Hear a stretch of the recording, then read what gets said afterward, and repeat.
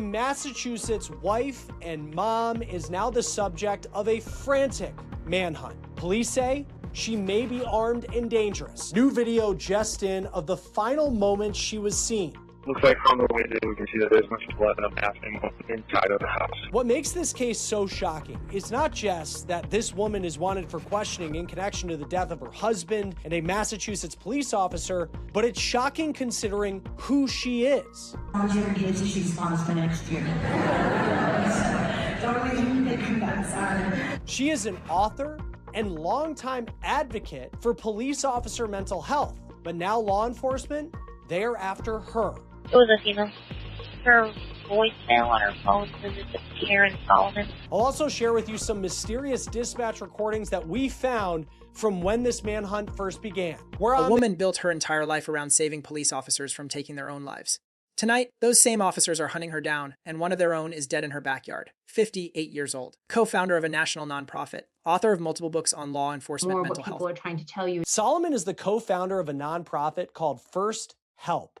It's a group that works to raise awareness about police officers and suicide. Solomon is also an author. She wrote multiple books on the subject of law enforcement mental health, and we found several pictures of her speaking at big-time events across the country about police, suicide, and the need for resources to make sure they're taking care. A woman who stood on stages across the country telling rooms full of cops that it's okay to ask for help. That's Curt Solomon. This is Curt Solomon. She's 58 years old, and this is the picture that police in Worcester, Massachusetts put out yesterday after they made a shocking discovery in her backyard around 5:30 in the morning.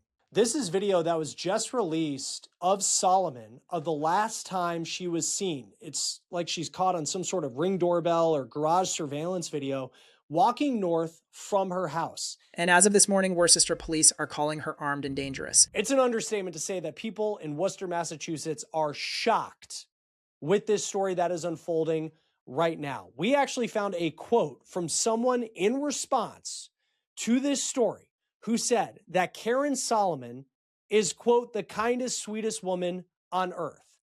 But now she's being described by law enforcement as potentially armed and dangerous. So this is Curt Solomon. Her husband, Curt Solomon, spent 31 years wearing a badge for the Worcester Police Department. A father, a veteran officer with 3 decades of service to a city that now can't find his wife. Now, as far as the victim in this story, and there's still a lot of questions about what happened, but the Worcester Police Union has identified that man found unresponsive in the backyard of the home as Curt Solomon's husband. His name was Curt Solomon, and he was a 31-year veteran of the Worcester Police Department. And according to WCVB, he was also a dad. He leaves behind 2 adult sons. Now, we don't know what happened between Karen and Curt, what her role potentially is in all of this. But the truth is, Curt winds up dead. Around 5:30 yesterday morning, neighbors called dispatch after finding a man unresponsive in the backyard of the Solomon home. Within minutes, that call turned into something much bigger. And by the time officers left that property, they weren't just investigating a death. From dispatch recordings, they find a bloody trail of evidence. Looks like from the window we can see that there's much blood and a bathroom inside of the house. We're standing back here on the deck watching this door.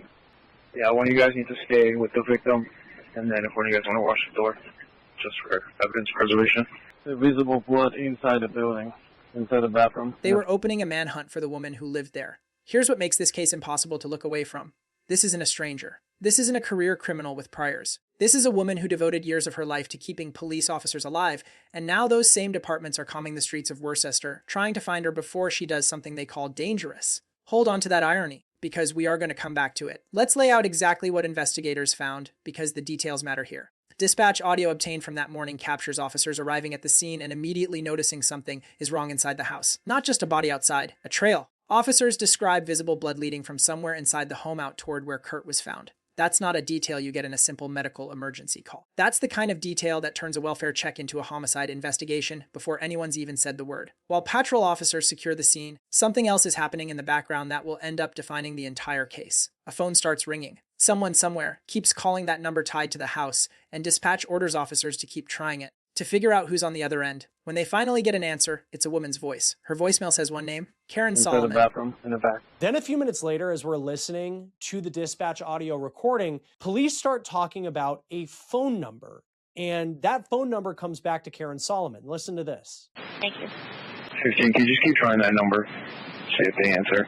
We just want to know if it's somebody from inside 217 that called or if it's somebody from a different, like a neighbor or something. I'll keep trying it. They can say that they work for a resident here. We see there's no car in the driveway. I have it. I'll keep trying the number. Is the caller a male or a female? It was a female. Her voicemail on her phone says it's Curt Solomon. Now, it's unclear what the circumstances are. That's the moment this stops being a mystery about who was involved and becomes a manhunt for one specific person. Investigators now know exactly whose fingerprints, whose phone, whose life is tied to this scene, and she is nowhere to be found. Surveillance video, the kind pulled from a neighbor's Ring camera, shows Solomon walking away from the home, heading north toward Westcott Street. Watch her in that footage and here's what should unsettle you. She is not running. She is not frantic. Her hands appear empty. She's just walking calm, like she has somewhere to be. For a woman who is about to be labeled a fugitive from a homicide investigation, that composure is chilling. At the home. Now, according to Worcester Police, the last time she was seen, and it's unclear which hour, but they say that she was seen walking towards Westcott Street in Worcester, which is north of where she lives. Here's that video once again that was released by police in Worcester. And as we look at it, you can kind of zoom in and we don't see anything in Solomon's hands. But again, it doesn't appear that she's in much of a rush. So let's talk about what armed and dangerous actually means in a police bulletin, because it's not a phrase departments throw around lightly. When investigators don't yet have a clear cause of death, and a service weapon or a weapon of any kind is unaccounted for at the scene, that ambiguity itself becomes the justification. They don't need to know she has a gun. They need to not know that she doesn't. That uncertainty is enough to put those 4 words on every news alert in New England. Investigation's about. Well, it goes to just, being ahead of something. With the crime scene, we don't have too many details about the crime scene, but depending on the cause of death is going to lead to armed and dangerous. You could be armed and dangerous with a knife. You could be armed and dangerous with a gun. Was his service revolver, service weapon not in the home? So that may prompt them to say maybe she has it. Or was the injury a gunshot and the gun isn't there? So there's a number of factors that go. Now here's where this case gets its edge. The organization Curt Solomon Co., founded an organization built entirely around supporting law enforcement mental health, was forced to release a statement about its own leader being hunted in connection with a fellow officer's death. Read between the lines of a statement like that, and you understand exactly how surreal this moment is for everyone who's ever trusted that organization. He runs this major nonprofit called First Help that raises awareness about suicide and police officers. And that group, as this story started to grab headlines, not just in New England, but across the country, they released a statement. It says this in part, quote, First Help is aware of the ongoing investigation in Worcester, Massachusetts involving the death of a Worcester Police Department officer and the search for First Help co-founder Curt Solomon. Our first concern is for the officer who lost his life, his family, his colleagues, and the Worcester law enforcement community. We extend our deepest condolences to all those affected by this tragedy. We also recognize the many law enforcement and first responder families who have been touched and supported through First Help's work over the years. We understand that the current circumstances may be deeply affecting members of this community, particularly those who have placed their trust in First Help during some of the most difficult moments of their lives. We remain committed to supporting those families and honoring the trust they have. Investigators aren't just working the physical scene. They're working her digital footprint, her financial trail, every camera between that home and wherever she stopped being visible. This is a slow grinding process. Every doorbell camera on every house between the Solomon residence and Westcott Street, every gas station, every storefront, officers going door to door asking one question over and over, did you see this woman? Around there. As far as the search for Curt Solomon, the call came in around 5:30 yesterday morning. She hasn't been seen since. The area where they say she was last seen walking is like 1 block north. So it wasn't like there was a massive radius where they found her, she was last seen on the other side of Worcester. Like, no, she was, just seen maybe like a block away. She could get a long way in the 24 plus hours this has been going on. Like where does this search start? And then there's the family. In cases like this, investigators know that people in crisis reach out to someone, a sibling, a friend, someone from her old life in law enforcement circles. Because remember, this is a woman embedded in that world for years. That makes this search different from most. And I think a big part of this, where I would start, is definitely her family, because it's just a known thing. When people are in trouble, they're going to reach out to family or friends to explain what happened, to try to get in front of, a bad situation. So And investigators are not going to give that information out. She isn't a stranger to how these investigations work. She has sat across from officers, testified to Congress, adjacent panels about trauma and crisis response. If anyone understands exactly what's coming for her, it's her. But that raises a question nobody's answered yet. If she understands the system this well, why hasn't she walked into a police station herself? You know, she comes from a family of law enforcement. She herself works with police officers often. And I would just guess that if she would go to police, she knows that that's what you do and you should do in these situations. The fact that she didn't do that, how does that play in the detective room right now and figuring out what may have played out? Why is a woman who built a career telling first responders to reach out for help now the one running from the exact kind of help she spent her life promoting? We need to be honest about something the reporting so far hasn't fully addressed. Nobody outside this investigation knows what happened inside that house before Curt Solomon ended up in the backyard. Was there a struggle? Was there years of something building that nobody saw from the outside? Domestic violence doesn't check resumes. It doesn't care how many books you've written or how many stages you've stood on. It happens inside homes that look, from the street, like the last place anything could go wrong. That's not speculation to excuse anything. That's the uncomfortable truth about how often the people doing the most public good are hiding something entirely private. Yeah, it's sad. You know, she's dedicating a part of her life into taking care of law enforcement and their mental health issues, and then something like this happens. But it just shows you how volatile domestic violence is. It can happen to anybody, no matter what you're doing, no matter what role you're in, your organizations or whatever. We've seen celebrities deal with it. We've seen politicians deal with it. We've seen, other law enforcement community members deal with it. So it's just sad. You never want to see someone who's such. And here's the part of this case that should worry every defense attorney and every prosecutor watching from a distance. This happened inside the jurisdiction of the very department Curt Solomon served for 31 years. Every officer searching for Karen Solomon right now potentially knew her husband personally. That is a conflict of interest sitting right at the center of an active homicide investigation. Situation that's going on in law enforcement these days. And to have someone that is, like I said, dedicating part of their life to helping that involved in something like this.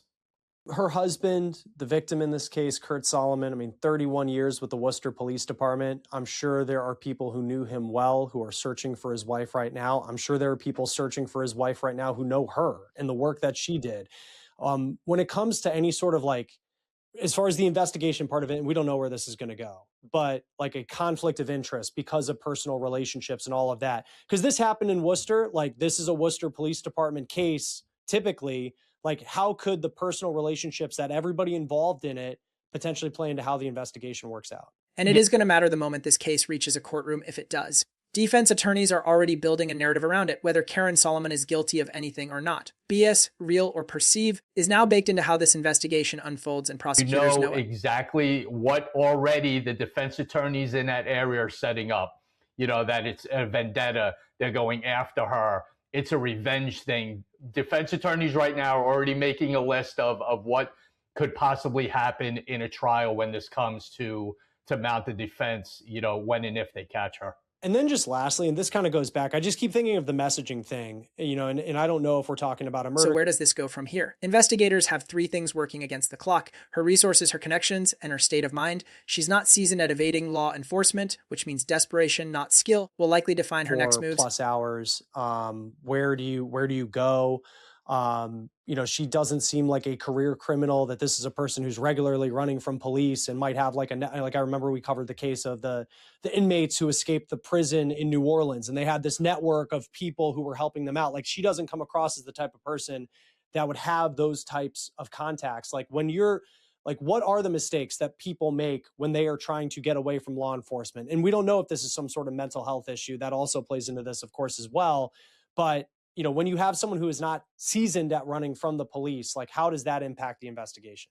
Yeah, it does, because you get desperate. Hours, you can be people who aren't built for this make mistakes fast, and those mistakes are usually what end a manhunt. But there's something bigger happening here than one missing woman. This case forces a question that true crime audiences know all too well. What happens when the person we trust to spot the warning signs turns out to be standing in the middle of one herself? Karen Solomon spent her career convincing broken systems to take mental health seriously. Now the system is being asked to do exactly what she always demanded of it. Take this seriously. Investigate it fully. Refuse to let a reputation, a nonprofit, or 31 years of institutional loyalty on either side determine what justice looks like here. This is not a story with a tidy ending yet. A man is dead. A woman is missing. And an entire community that trusted her work now has to reconcile the advocate they knew with the fugitive law enforcement says she's become. We will be tracking every update in this case as it develops, because the truth here is still very much We'll unfolding. see what happens next. Very sad case out of Worcester, Massachusetts. We'll see what happens next. Tom Smith, retired NYPD detective, co-host of the Gold Shield Show. Always great to have you here on Law and Crime. Thanks for being with us. Thanks so much, Chris.